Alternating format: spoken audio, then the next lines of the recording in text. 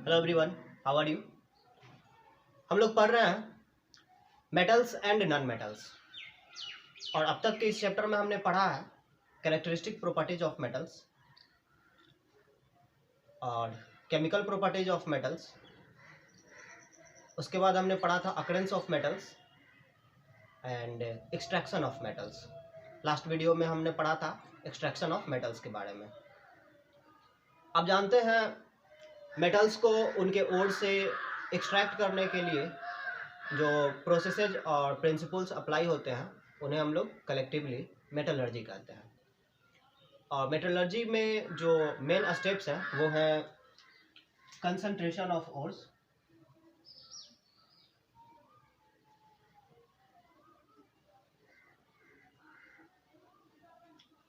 मतलब माइनिंग करके जो ओर्स हम लोग ऑब्टेन करते हैं अर्थ क्रस्ट से, उनमें जो है कुछ इम्प्योरिटीज पाए जाते हैं जिन्हें अलग करना जरूरी होता है। उन इम्प्योरिटीज को गैंग या मैट्रिक्स कहा जाता है और गैंग या मैट्रिक्स को ओर्स से सेपरेट करने का, अलग करने का जो प्रोसेस है उसे हम लोग कंसंट्रेशन या फिर ड्रेसिंग या फिर इनरिचमेंट ऑफ ओर्स कहते हैं। अब कंसंट्रेटेड ओर जो है वो सल्फाइड, ऑक्साइड या carbonate, metal sulphide, metal oxide या मेटल कार्बोनेट के फॉर्म में पाया जा सकता है। तो इससे मेटल को ऑब्टेन करने के लिए जो है इससे हम लोग हर तरह के ओर को हम लोग ऑक्साइड में कन्वर्ट करते हैं। ओके, तो जो अगला स्टेप है वो है conversion to metal oxides. Conversion to metal oxides. और सल्फाइड ओर को मेटल ऑक्साइड में कन्वर्ट करने के लिए जो प्रोसेस अप्लाई किया जाता है उसे हम लोग कहते हैं रोस्टिंग। और कार्बोनेट ओर को मेटल ऑक्साइड में कन्वर्ट करने के लिए जो प्रोसेस अप्लाई किया जाता है उसे हम लोग कहते हैं कैल्सिनेशन। ओके, इस तरह से आपको मिल जाता है मेटल ऑक्साइड। अब मेटल ऑक्साइड का जो है हम लोग रिडक्शन कराते हैं। Reduction of metal oxide to metal. तो जो अगला स्टेप है यह है reduction of metal oxides to metals. इस स्टेप में फाइनली हम लोग को मिलता है मेटल, लेकिन जो मेटल मिलता है वो इम्प्योर होता है। रिडक्शन के बाद जो हम लोग को मेटल मिलता है ये इम्प्योर होता है। इसमें भी कुछ इम्प्योरिटीज पाई जाती हैं और इन इम्प्योरिटीज को मेटल से रिमूव करना जरूरी होता है। अदरवाइज ये इम्प्योरिटीज जो है मेटल के प्रॉपर्टीज को अफेक्ट करते हैं। इम्प्योरिटीज के प्रेजेंस के कारण मेटल का प्रॉपर्टी जो है वो चेंज कर जाया करता है। ओके, तो इसलिए जो है रिडक्शन के बाद जो मेटल ऑब्टेन होता है इसे जो है रिफाइन करना, इसका रिफाइनिंग या इसका प्यूरिफिकेशन जरूरी होता है। मेटल्स के रिफाइनिंग के, उसके प्यूरिफिकेशन के कई मेथड्स हो सकते हैं। उनमें से आपके सिलेबस में जो मेथड पढ़ना आपको वो है इलेक्ट्रोलिटिक रिफाइनिंग। आपको जो पढ़ना है वो है इलेक्ट्रोलिटिक रिफाइनिंग।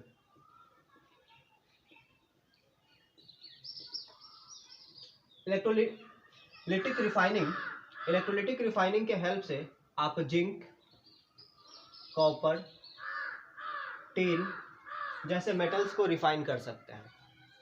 इलेक्ट्रोलिटिक रिफाइनिंग के हेल्प से आप जिंक, कॉपर, टिन के जैसे मेटल्स को आप रिफाइन कर सकते हैं।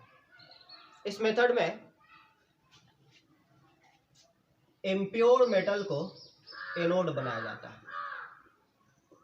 इम्प्योर मेटल को एनोड बनाया जाता है और प्योर मेटल के एक पतले से स्ट्रिप को, प्योर मेटल का एक पतला सा स्ट्रिप लेंगे, उसे हम लोग कैथोड बनाते हैं और इसे हम लोग लेते हैं कि इलेक्ट्रोलिटिक सेल में। सपोज आपको कॉपर को प्यूरिफाई करना है,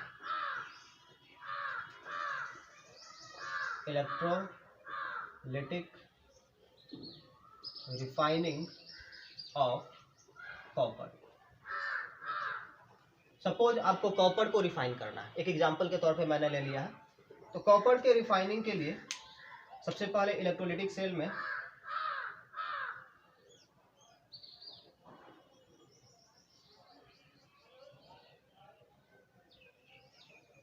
इम्प्योर मेटल को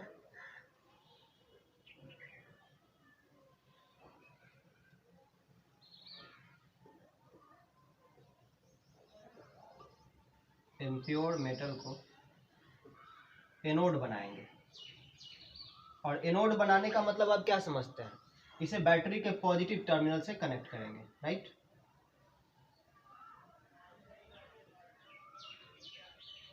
इसके बाद प्योर मेटल का एक पतला सा स्ट्रिप लेंगे और उसे कैथोड बनाएंगे। कैथोड बनाने से आपका क्या मतलब है? कैथोड बनाने से मतलब है उसे बैटरी के नेगेटिव टर्मिनल से कनेक्ट करना है।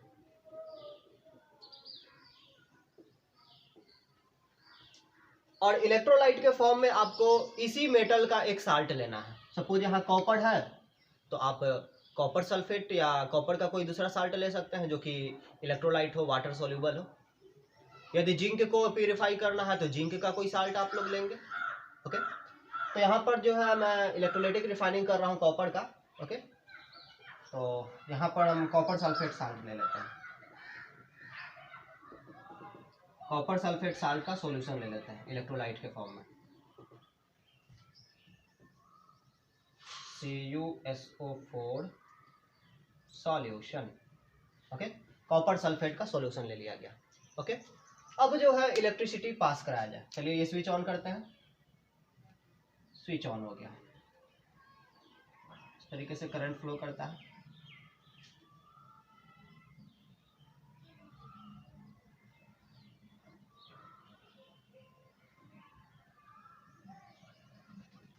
तो ये करंट का फ्लो का डायरेक्शन हुआ।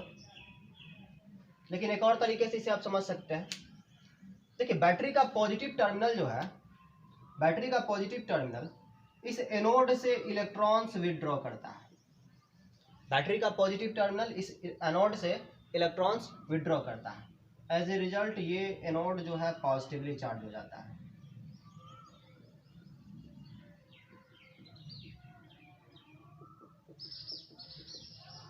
और जैसे जैसे इससे इलेक्ट्रॉन्स विथड्रॉ करते जाते हैं वैसे वैसे इस मेटालिक क्रिस्टल का जो मेटालिक बॉन्ड है वो कमजोर होता जाता है।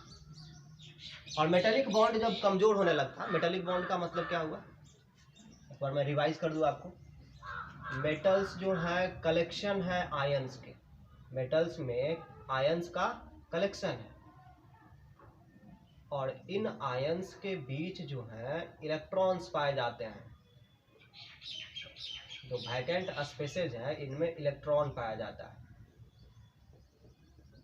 ओके, ये इलेक्ट्रॉन्स जो है देखिए, ये एक इलेक्ट्रॉन इन चारों मेटल आयंस को एक दूसरे से बांध करके रखते हैं। फिर इन चारों को ये इलेक्ट्रॉन जो है एक दूसरे से बांध करके रखता है। तो यदि इलेक्ट्रॉन्स का डिफिशियंसी होने लगे तो ये बॉन्ड जो है कमजोर होने लगेगा। इसे हम लोग मेटालिक बॉन्ड बोलते हैं। ओके, तो यदि इलेक्ट्रॉन्स की कमी होने लगे तो ये बॉन्ड जो है कमजोर होने लगेगा। और जब बॉन्ड कमजोर होने लगेगा तो यहाँ से मेटल आयंस जो है उनका डीके शुरू हो जाएगा। यहाँ से जो है मेटल आयंस जो है वो डिसॉल्व होने लगेंगे। ओके, तो मेटल आयंस जो है वो सॉल्यूशन में, इलेक्ट्रोलाइटिक सॉल्यूशन में डिसॉल्व होने लगते हैं। ओके, और बैटरी दूसरी तरफ क्या कर रहा है, देखिए एनोड से इसने इलेक्ट्रॉन्स विथड्रॉ किया है और दूसरी तरफ ये कैथोड को इलेक्ट्रॉन सप्लाई कर रहा है। तो कैथोड को जब ये इलेक्ट्रॉन सप्लाई कर रहा है तो कैथोड हो जा रहा है निगेटिवली चार्ज। ओके, कैथोड जो है नेगेटिवली चार्ज है और यहाँ से Cu2+ आयंस। क्यों? ये मेटल था, इस मेटल में इलेक्ट्रॉन्स की कमी हो रही है जिसके कारण जो है इसके अंदर जो बॉन्डिंग है जो कि मेटल आयंस को एक दूसरे से बांध करके रख रहा है, वो बॉन्डिंग जो है वो कमजोर पड़ता जाता है।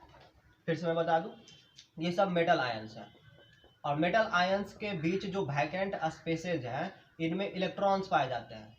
ओके, मेटल आयंस का साइज बड़ा होता है। ओके, और इलेक्ट्रॉन्स का साइज उनके कंपैरिजन में काफ़ी छोटा है।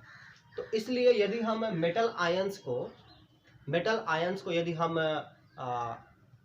लेड शॉट्स, शीशे की जो गोली होती है ना, मार्बल्स या कंचा जिन्हें हम लोग बोलते हैं, यदि हम लोग मेटल आयंस को कंचा समझे, ओके, मार्बल से समझे, तो उसके कंपैरिजन में इलेक्ट्रॉन्स इतने छोटे पार्टिकल्स हैं कि इलेक्ट्रॉन्स जो है वो कंटिन्यूअस अपीयर होंगे, बिल्कुल पानी की तरह। ओके, बिल्कुल पानी की तरह। ओके, तो इस केस में यहाँ पर इलेक्ट्रॉन्स जो है वो सिर्फ एक इलेक्ट्रॉन नहीं, यहाँ पर बहुत सारे इलेक्ट्रॉन्स हैं। ओके, और इलेक्ट्रॉन्स जो है मेटल आयंस के बीच जो वैकेंट स्पेसेस है उनमें भरे पड़े हैं।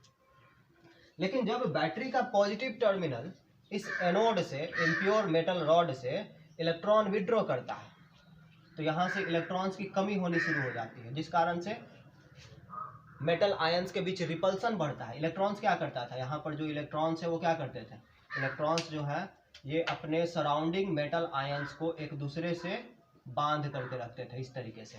ओके, और यदि यहाँ वैकेंट स्पेसेज में इलेक्ट्रॉन्स की कमी होने लगे तो ये जो बॉन्ड है ये बॉन्ड कमजोर पड़ने लगेगा, और इस कारण से मेटल आयंस जो है वो सॉल्यूशन में, इलेक्ट्रोलाइटिक सॉल्यूशन में डिसॉल्व होना शुरू करते हैं।